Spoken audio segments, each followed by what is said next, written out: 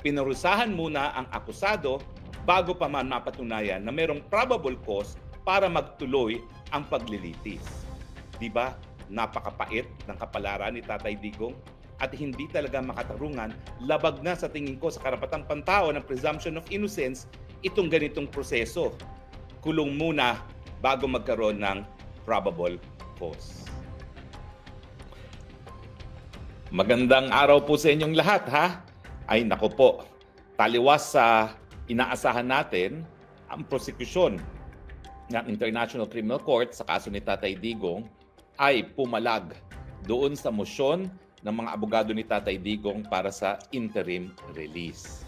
Ano ba itong interim release na ito? Well, ang interim release po yung panandali ang pagpapalaya sa akusado pero hindi naman siya nagkakaroon ng tunay na kalayaan, no? Kumbaga parang house arrest.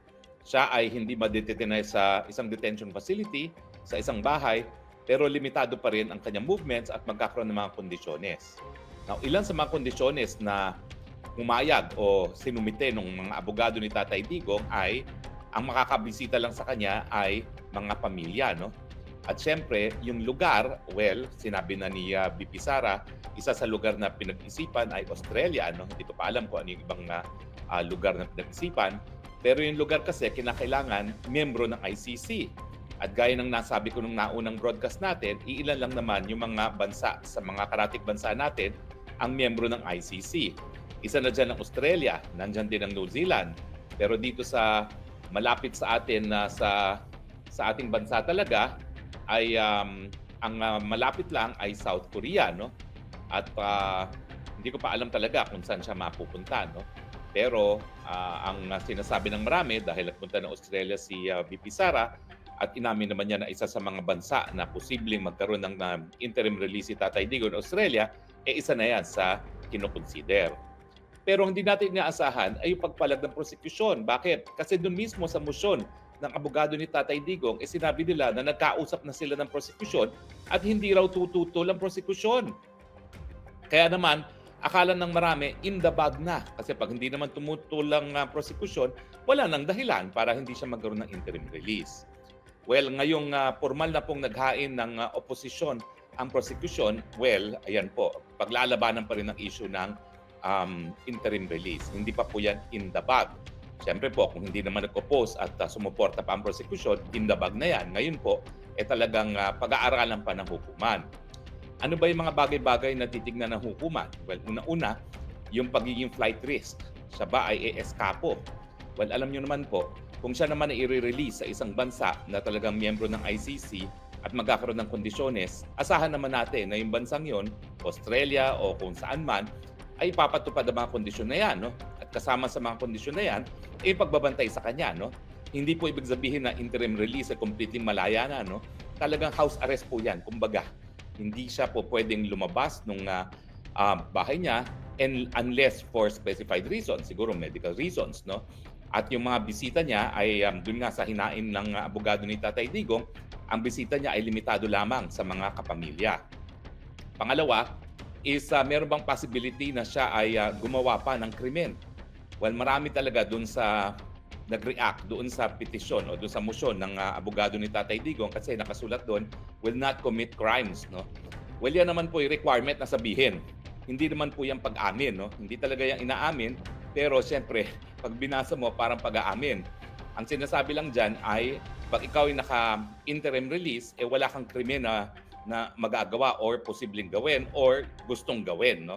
So, sinasabi lang na magiging law-abiding ka. Bagamat yung pagsulat talaga doon sa papel ng mga abogado ay para nagbibigay ng impresyon na umamin na, no? Hindi naman po. Yan po isang requirement lang ng Rome Statute kaya kinakailangan ulitin at sabihin in fairness, no? Pangatlo, may posibilidad ba na siya ay mag-i-influence doon sa mga testigo, mananakot, o di naman kaya pakikialaman ng mga ebidensya, yung tampering of evidence, no? Siguro naman po, pag malayo na ang Tatay Digong at hindi naman nasa Pilipinas, lahat ng testigo ay either nasa Hague or nasa Pilipinas, wala naman pong influensya na si Tatay Digong, no? So, sa madaling salita, ano ba ang tingin ko? Well, ang tingin ko po, unang-una, hindi naman po siguro flight risk ng isang 80 anyos. At sa totoo lang po, kung gusto lang na tumakas ni Tatay Digong, matagal na niyang ginawa yan. Kasi alam niyo naman dito sa Europa, hindi gaya sa Pilipinas na ang mga pulis ay lahat armado. Dito hindi naman, no? Pero si Tatay Digong bilang isang abogado, talagang humaharap siya sa proseso, no? Hindi siya nag-shortcut. Siguro nga to a fault, no? So sa tingin ko, talagang hindi siya flight risk. At saka, ano ba naman magagawa pa na 80 anyos on his own? Hindi nga kaya maglaba at magluto para sa sarili niya eh. Tatakas pa, no? At syempre, yung mga pagbibisita, limitado lamang sa mga close members of the family. At inoobserbahan pa, binabantayan pa, pinakikinggan pa. So paano siya magpaplano ng pagtatakas niya, no? Wala namang pagkakataon, walang oportunidad na magplano ng kanyang pagtatakas. O, pangalawa, meron ba siyang krimen na gagawin? Naninindigan nga tayo na walang krimeng ginawa ang Tatay Digong. Alam niyo yung crimes against humanity, ang definition niya is either widespread or systematic attack against civilian populations knowing that it is being directed against civilian populations. Tagalogin natin. Maalawakan or systematic na pag-atake sa mga civilian na nalalaman na ang tinatarget ay mga civilian dahil sila ay civilian. O kung titignan mo yung war on drugs, hindi naman po yung tinatarget ang kahit sino dahil sila ay civilian. Kung meron mang mga collateral damage dyan, yan ay dahil nga meron mga dahilan ang ating kapulisan para gumamit ang dahas. At kung wala ngang dahilan, napaparusahan naman ang hukuman natin. Of course, rinireklamo nila na konti lang daw ang napaparusahan. Bakit? Marami na bang naparusahan ng ICC? Aber, hindi nga, no? Kung ikukumpara mo yung numero ng lokal na hukuman, mas marami pa rin kaysa sa ICC na yan. Diba? So, sa tingin ko po, wala talagang krimen na nagawa ang Tatay Digong. At dahil wala man siyang krimen na nagawa, wala naman siyang krimen na po pwede pang gawin. Now, yung pagdating naman sa pagpananakot sa testigo at saka yung pagtatamper ng evidence, ano ba namang oportunidad ni Tatay Digong dyan? Malinaw na ang Marcos administration nang nag-surrender kay Tatay Digong, hindi pa nga hinihingi ng ICC, ibinigay na. Ibig sabihin, anong kakayahan ni Tatay Digong na manakot sa mga testigo samantalang talaga namang magkalaban na sa politika ang Marcos at Duterte? Mabuti sana kung kontrolado pa ng pulis ng Tatay Digong ang ating kapulisan at hukbong sa datahan. Hindi na nasa kamay na ng kalaban. At kayo naman, kung hindi nyo pa alam na magkalaban ng Duterte at Marcos, hello, anong planeta kayo galing? Malinaw na malinaw po yan na hindi mo magkakampi ang Marcos at Duterte. So kapag hindi mo kasi kontrolado yung gobyerno, wala kang magagawang pananakot, wala kang magagawa ng tampering of evidence. So sa tingin ko, dapat pa rin mabigyan ng interim release. Bagamat sa tingin ko, hindi yan ang gusto talaga ni Tatay Digong. Ang gusto ni Tatay Digong, umuwi na ng Pilipinas at husgahan ng lokal na hukuman kung meron talaga siyang pagkakasala na dapat siya managot. No? Hindi yung interim release na yan. Bagamat, iniisip ko naman siguro yung atmosphere na ikaw ay nakatira sa bahay mas mabuti kaysa dun sa atmosphere na nakatira ka sa isang detention facility. Bagamat ito nga pong detention facility ni Tatay Digong ay tinatawag na Hilton of Prisons kasi wala pong rehas dyan. Wala pong hinahalikan na rehas yan. So yan po ay parang dormitoryo, no? At malaki yung espasyo, merong garden, pwede sila maglakad-lakad. Hindi lang sila makakalabas talaga ng detention facility at hindi po pwedeng magkaroon ng kahit sino na bisita. Na ganun din naman mangyayari kung siya ay merong interim release. Now, anong tingin ko ba? Well, alam nyo ang track record. Lahat po ng akusado ng war crimes at crimes against humanity dyan sa ICC, hindi po nabigyan ng interim release. Hindi po yan makatarungan. Bakit? Hindi pa naman nagkakasala, hindi pa napapatunayan na nagkasala akusado. Kita niyo to, 6 na buwan na bago magkaroon man lang ng confirmation of charges. Ulitin ko po yung confirmation of charges, doon pa lang magsisimula ang proseso na magbigay ng ebidensya para malaman ng hukuman kung merong probable cause. Meanwhile, nakakulong na si Tatay Digong na 6 na buwan. At itong Hulyo nga, 4 na buwan na siyang nakakulong. More than 100 days na. So hindi po talaga makatarungan yung sistema na pinapatupad ng ICC. Kulong ka muna bago pa mapatunayan kung merong probable cause para ikaw ay litisin. Afterwards, alam niyo po yung 6 months na yan, yung September na confirmation of charges. Diyan pa lang magsisimula ng pagsusumite ng ebidensya. Hindi pa po yan ang petsa kung saan magdidesisyon sila kung meron ngang sapat na ebidensya. Siguro po aabot pa ng 6 na buwan yan. So bago pa magkaroon ng desisyon kung meron ngang probable cause para mag-continue ang paglilitis, 1 taong ka nang nakakulong. Makatarungan ba yan? Hindi. Lalong-lalo na dahil sa mulat-mula ang sinasabi natin, wala nang jurisdiction ng ICC. At yan naman po'y malinaw doon sa dissenting opinion ng 2 mahistrado sa Appellate Tribunal ng ito po ay dinulog sa hukuman kung papayagan bang magtuloy ang preliminary examination. Kasi nga, di ba, in-explain ko sa inyo, ang pagkakaiba ng ICC para maengganyo yung Amerikano na sumapi ay lahat ng gawain ng prosecutor dapat maaprobahan nitong pre-trial chamber na nakikita natin ngayon. So, sa tingin ko, mas importante na madesisyonan ng hukuman yung issue kung meron nga bang jurisdiction ng tribunal o hindi. Kasi kapag nagdesisyon siya na walang jurisdiction, tapos na ang kaso, tuluyan ng malaya si Tatay Digong. Now, ang nakakaabala is, bakit biglang nagbago ang posisyon ng prosecution? Sinabi talaga ng abogado ni Tatay Digong na ang prosecution daw ay hindi na tumutol sa kanyang interim release. Nung nabasa ko yan sa kanyang pleading, ang naisip ko, baka kumbinsyado yung prosecution na wala talagang jurisdiction. Kasi hindi naman siya yung prosecutor na nagsampa ng kaso o nag-request ng warrant of arrest labang kay Tatay Digong, yung pinalitan niya. At yung pinalitan niyang babaeng prosecutor na galing sa Africa, ang pagpupula doon sa babaeng yon ay puro African lang ang kanyang kinakasuhan. At dahilan nga kung bakit ang buong African Union ay kamuntik nang bumitiw at nagbabanta pa rin bumitiw dahil selective justice daw. Puro African lang ang linilitis.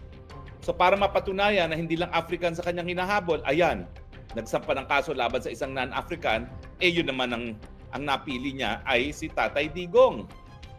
Para lang patunayan na walang katuturan yung pula sa kanya ng kapwa niyang Aprikano na pinupuruhan lang niya yung kapwang Aprikano. So, mas mabuti talaga na aktuhan na ng hukuman yung issue ng jurisdiction. Kasi kapag no jurisdiction, hindi na talaga magtutuloy pati ang confirmation of charges. At ang jurisdiction naman, pwede yung ilabas at any stage of the proceedings.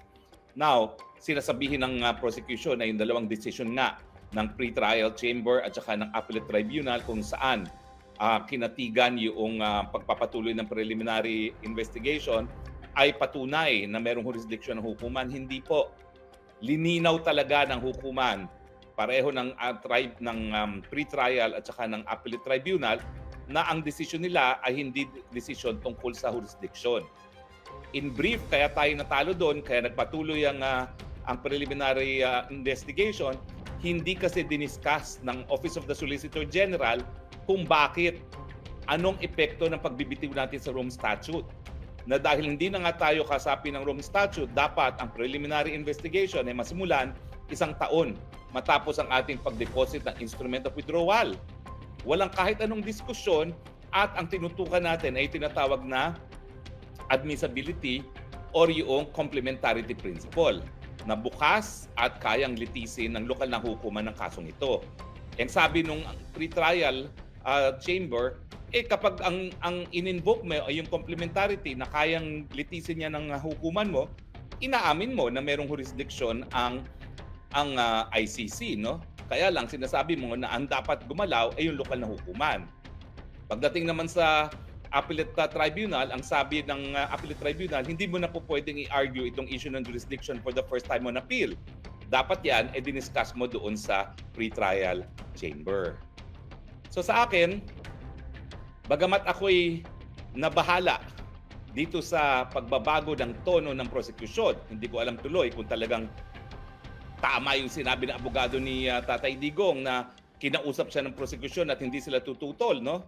Or kung siya'y nanaginip lang, wishful thinking para mas madali yung kanyang trabaho. Hindi ko na alam kung anong dapat kong isipin. Pero ang realidad ngayon, hindi pa in the bag ang interim release ni Tatay Digong. Paglalabanan pa yan. At ang track record ng ICC, wala talagang binibigyan ng interim release. Para bagang talagang hindi makatarungan yan. Bakit? Kasi wala pa namang probable cause, wala pang confirmation of charges, and yet ayaw nilang i-interim release. Ito nga po yung problema na hindi hinarap si Tatay Digong sa lokal na hukuman. Kasi kung hinarap siya sa lokal na hukuman, ireresolba ng RTC yung issue ng nalabag ba ang karapatang pantao niya, meron bang jurisdiction ng ICC para siya i-extradite sa The Hague, at pinaka-importante, pwede bang bigyan ng provisional liberty si Tatay Digong habang dinidinig ng RTC. Pinagkaitan siya ng ganyang pagkakataon, so hindi natin alam kung yung panandaliang pagpapalaya ay dapat ibigay kay Tatay Digong na ang magdedesisyon ay lokal na hukuman. Ayan, ngayon opposed. So ngayong tinutulan ng prosecution, yung track record ng ICC na hindi nagbibigay ng interim release, ang aking conclusion, abay, medyo 50-50 tayo dito, no? Kung dati meron tayong 55 na baka naman mabigyan ng interim release kasi hindi nga tututulang prosecution, ngayon 50-50 uli. Dahil wala ng track record ng ICC sa pagbibigay ng interim release. Alam mo, ICC lang yang ganyan. Yung mga ibang tribunal na binuo ng UN system, gaya ng, at miyembro rin ako ng bar ng UN Tribunal for War Crimes in Rwanda at saka yung former Yugoslavia, lahat ng akusado doon halos binigyan ng interim release. Umuwi sila sa Yugoslavia, babalik lang sila pag meron ng paglilitis, walang problema. Bakit? Kasi naman, ang bumuo kasi ng mga hukuman ninyon ay UN Security Council. Lahat ng desisyon ng Security Council enforceable against all members of the UN. So kapag hindi talaga sinurrender ng gobyerno kung nasaan yung akusado sa hukuman, pwede magkaroon ng sanctions ang UN Security Council laban sa bansang yon, no? At kaya naman napapatupad yung mga order ng mga tribunals na yon para paapirin. Pero pagdating sa ICC, palibasa walang mandato ang Security Council at ito'y voluntaryong hukuman, walang ganong kapangyarihan ng UN Security Council na mag-impose ng sanctions kapag hindi napasipot ng mga bansa yung mga akusado na dapat litisin, no? Kaya siguro hindi nagbibigay ng interim release ang ICC. Gayunpaman, hindi makatarungan yan. Dahil pinarusahan muna ang akusado bago pa man mapatunayan na mayroong probable cause para magtuloy ang paglilitis. Di ba? Napakapait ng kapalaran ni Tatay Digong at hindi talaga makatarungan. Labag na sa tingin ko sa karapatang pantao ng presumption of innocence itong ganitong proseso. Kulong muna bago magkaroon ng probable cause. Well, not all is lost, no? Kasi may issue pa nga on jurisdiction. Kaya lang, ang aking babala dyan, wala na pong ibang kasong lilitisin ng ICC kung hindi si Tatay Digong. Pag hindi sila nagtuloy ng kaso ni Tatay Digong, sayang ang mga sweldo ng magistrado, ng prosecutor at lahat ng staff ng ICC. Kung hindi ako nagkakamali, di ba sinabi ko na sa inyo, parang 141 million euros ang budget niyang ICC na yan taon-taon.